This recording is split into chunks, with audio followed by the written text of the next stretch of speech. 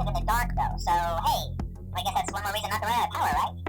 I also want to emphasize the importance of using your door lights. There are blind spots in your camera view, and those blind spots happen to be right outside your doors. So if you can't find something or someone on your cameras, be sure to check the door lights. You might only have a few seconds to react. Not that you would be in any danger, of course. I'm not implying that.